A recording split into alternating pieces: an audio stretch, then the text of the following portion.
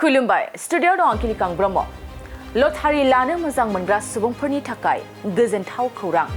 नोंथाङा 100 रांजोंनो गंसे गारिनि बिगोमा जानो हागोन बिजनी फानबारिनि श्री श्री काली मन्दिर खुंफुं आफादा बेखेवना होबाय 2024 मायथाइनि श्री श्री काली फुजानि 10थि बाहागो लटारि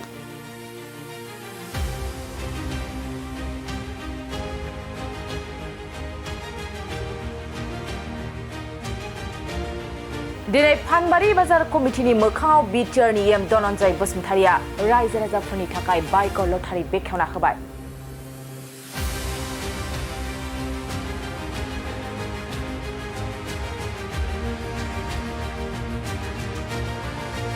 आरो बे बेखेवजानाय लटारिनि बान्थाफोरा दं सेथियाव स्कर्पिय क्लासिक एस नैथियाव हुन्डाइ एक्सटार EX थामथियाव यामाहा रे ZR ब्रैथि बान्था हिसाबै हिरो ग्लेमार बाथि बान्थायाव एल्ट' K10 LXi दथियाव TVS एन्ट्रक्स स्निथियाव बाजाज पालसार 125 दाइनथियाव एस्प्रेस' LXi गुथियाव TVS राइडार जिथियाव हुन्डा डिअ जिसेथियाव रयेल एनफिल्ड बुलेट 350 आरो जोबथि बान्थायाव जिनैथि हिसाबै ब्रेजा LXi बान्थाफोर होनाय जादों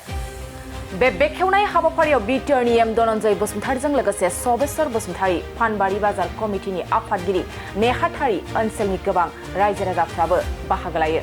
बेखेवजानाय जिनैथा बान्था गोनां बाहागो लटारिनि बेसेना गांसेयाव 100 रां आरो बुक लायोब्ला गांसे फ्रि होना बुक मोनसेयाव 500 रांल' लाखिगोन होनना फोरमायदों लटारि कमिटिनि लेङाइ मासिगिरि बिपुल ब्रह्मआ आरो बे लटारिनि बिलाइआ गासै 1,52,000 बिलाइ आरो 22,000 बुक दिहुनदों होनना बुंथिदों दिनै बे बृहत्तर पानबारि ओनसोलनि आरो सारा माने इन्डियायावनो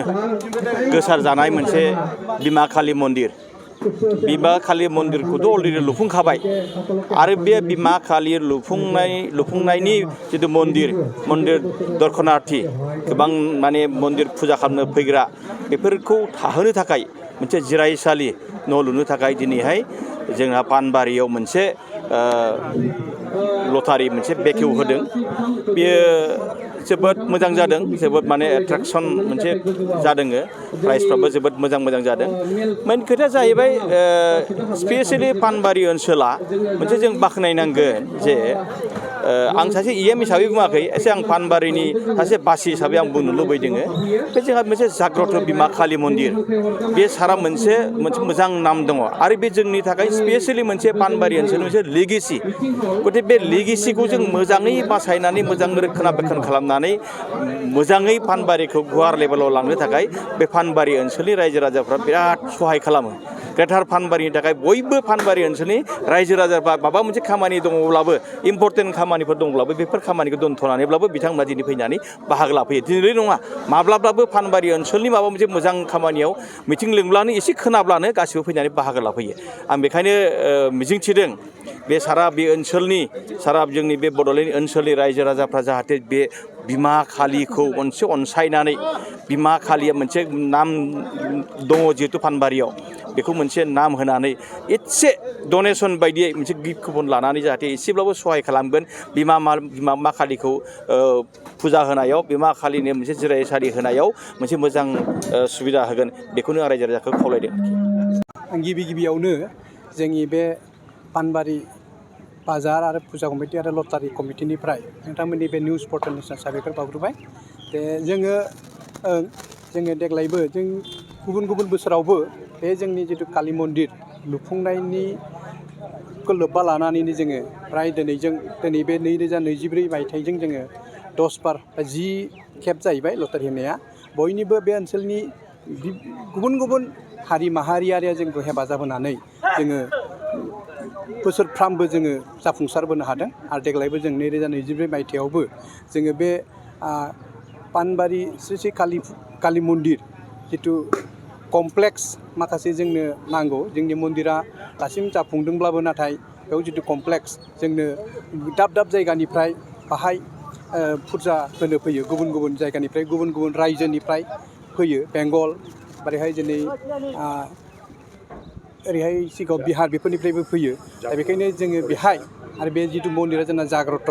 बेहाय जोंनि सुबुंफोरा जि मिजिं थिनानै बेयाव फुजा होयो बेखौ जाफुंदों होननानै जोंनिसिम गुबुन गुबुन माने गोबां खेब खौरां होफैदों आरो जोंनो बिदिनो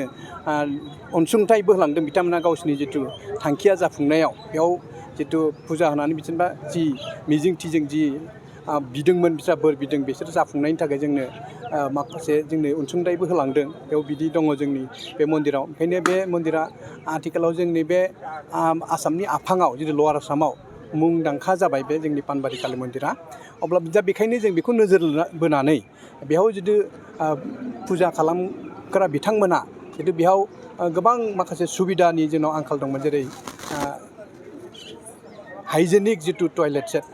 खिग्रा हासुग्रा बे जोंनाव जों बेखौ होनो हायाखैमोन आरो जितु मोनायाव हर थानो थाखाय गोजान गोजान दाब गुबुन गुबुन जायगानिफ्राय फैब्ला बेयावनो हर थानानै फुजा होनो थाखाय बिदि सुबिदाखौ होनो हायाखैमोन जों नाथाय थांनाय बोसोराव जोङो आसाम सरकारनिफ्राय आसाम दर्शननिफ्राय एसे रां अनसुंथाइ मोननानै लोगोसे जोंनि बे ओनसोलनिनो बिटिआरनि EM सारा माखासे टयलेटनि अनसुंथाइ होनानै जों एसे माबानो हादों अब्लाबो दाबो आरो जोंहा थोजासे नङा बे आलासि जिरायग्रा न'आबो दाबो माने गिदिर नङा बेहाय रुम मोननै मोनथामसोल' जों बानायनो हादों दा बेखौनो नोजोर बोनानै आरोबाव साबना हामना खालामनो थाखाय मन्दिरजों